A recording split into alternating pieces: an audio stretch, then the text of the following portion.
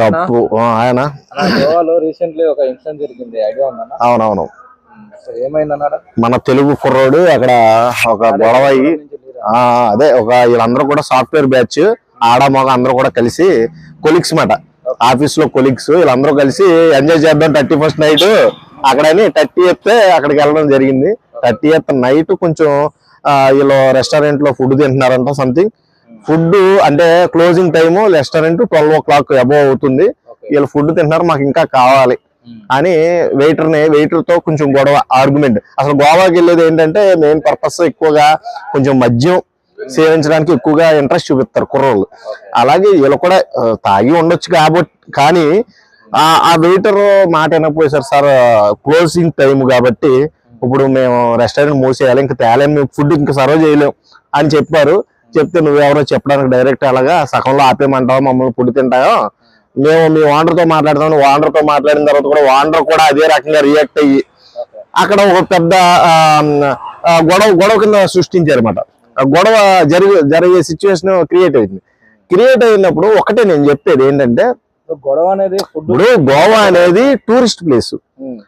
అందరిని విజిటర్స్ ని చాలా రకాల మనుషులు వస్తారు అక్కడికి. విజిటర్స్ ని మీరు విజిటర్ లాగా చూడాలి. అంటే మీతో ఏదో పాత గొడవలు ఏమి లేవు, వాళ్ళకి పాత శత్రుత్వం లేదు కదా, అంత పెద్ద పెద్ద మొద్దులు ఇచ్చుకొని కొట్టే అంత శత్రువు కాదు కదా.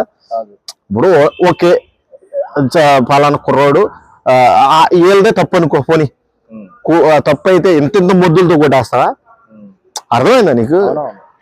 అంటే టూరిస్ట్ లాగా మీరు ట్రీట్ చేయట్లా. ఫస్ట్ అక్కడ పోలీస్ సిబ్బంది పట్టించుకోలేదు, ఆఖరికి అంబులెన్స్ కూడా రాలేదంటే మీరు అక్కడ టూరిస్ట్ లాగా ట్రీట్ చేయట్లేదు, మీరు ఒక శత్రువులాగా చూస్తున్నారు అన్నమాట. అంటే మేము ఏదో గ్రహం నుంచి వచ్చినట్టు చూస్తున్నారు. అంతేగాని మీకు అక్కడ మేము రాకపోతే మీకు బిజినెస్ జరగదు. ఆ విషయం మీరు ఎందుకు తెలుసుకోవట్లేదు నాకు అర్థం కావట్లా. ఈ సిచ్యువేషన్ మొత్తం చూస్తుంటే ఆ కుర్రోడు పాపం గుండె చేయించుకుని ఉన్నాడు. వాళ్ళ అన్నయ్య లైవ్ లోకి వచ్చి మాట్లాడుతుంటే విన్నా, నేను సుమన్ టీవీతో లైవ్ లో మాట్లాడుతున్నప్పుడు విన్నా. క్లియర్ గా చెప్పాడు, సార్ ఇలాగ మా అక్కడ గొడవ జరిగింది, పెద్ద పెద్ద కట్లిచ్చుకొని వచ్చారు, అందరినీ కొట్టారు, ఈ ఆడోళ్ళేమో వీడియో తీస్తున్నారు ప్రూఫ్ కోసం. ఇంతలోకి మా తమ్ముడు ఒక ఆడపిల్లని కొట్టబోతాకి ఎవడో వస్తుంటే, అందులో రెడ్ షర్ట్ వేసుకున్నవాడు వస్తుంటే ఆపడానికి వెళ్ళి మా ఓడు హైట్ ఉంటాడు కాబట్టి తల మీద దెబ్బ తగిలింది. ఇంటర్నల్ బ్లీడింగ్ అనేది తక్కువే జరిగింది, కానీ లోపల మట్టికి డైరెక్ట్ స్పాట్ కి తగిలింది. మెదడుకి అయితే లోపలికి తగిలింది గట్టిగా. కాబట్టి అక్కడ బ్లీడింగ్ తక్కువ వచ్చినప్పటికి కూడా దెబ్బ మీద ప్రభావం ఎక్కువ ఉండడం వల్ల అక్కడ చాలాసేపు వీళ్ళు పాపం తీసుకెళ్ళడానికి చాలా ట్రై చేశారంట. అంబులెన్స్ రాలేదంట, పోలీసులకి ఫోన్ చేస్తే ఎవరు పట్టించుకోలేదంట. అవునవును. మరి భారీ మనిషి, ఆ చెక్క కూడా చాలా బరువు ఉంటది. ఆ చెక్కలతో పేర్చిన చెక్క దాని మీద పడుకోబెట్టుకొని తీసుకెళ్లారంట. అందులోకి లేడీస్ ఇద్దరు ఉన్నారు కదా, లేడీస్ వల్ల ఏంటంటే అవ్వదు, బోన్ పవర్ వాళ్ళకి ఎక్కువ స్ట్రెంత్ తక్కువ ఉంటది. అదే మగవాళ్ళు అంటే ఏదో రకంగా తీసుకెళ్తారు, కానీ ఆ చెక్క కూడా చాలా వెయిట్ ఉంటది. అక్కడికి ఏదో రకంగా తీసుకెళ్తే డాక్టర్ ఇక ఈజ్ నో మోర్ అమ్మా, ఒక అరగంట ముందు తీసుకొచ్చి ఏదైనా చేయొచ్చు. ఇక రొటీన్ డైలాగ్ అంటే రొటీన్ డైలాగ్ అనే కాదు, అక్కడ జరిగిన సిచ్యువేషన్ అప్పటికే లేట్ అయిపోయింది, డిలే అయిపోయింది. అదే అంబులెన్స్ త్వరగా వస్తే ఏదైనా కానీ ప్రాణం అయితే నిలిచేది.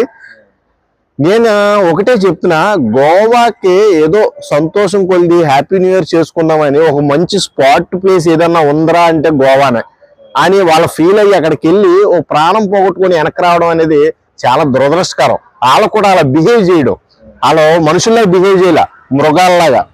ఏదో ఇంత ముందు కూడా సేమ్ సిచ్యువేషన్ 2-3 సార్లు జరిగిందండి. అదే అవునవును. అయినా సరే ఇది ఇంకా ఆగు వాళ్ళకి 2-3 సార్లు జరిగినా వాళ్ళకి ఇంకా మనల్ని ఎవరు ఏం అనలేరు, అందరూ మన చేతిలో ఉన్నారు. వీళ్ళు బయట స్టేట్ నుంచి వచ్చారు, బయట వీళ్ళు ఏదైనా చూసుకుంటారు. ఇక మన స్టేట్ లో అయితే మనకి సపోర్ట్ ఉంది అని రెచ్చిపోతున్నారు, కానీ తగ్గించట్లే.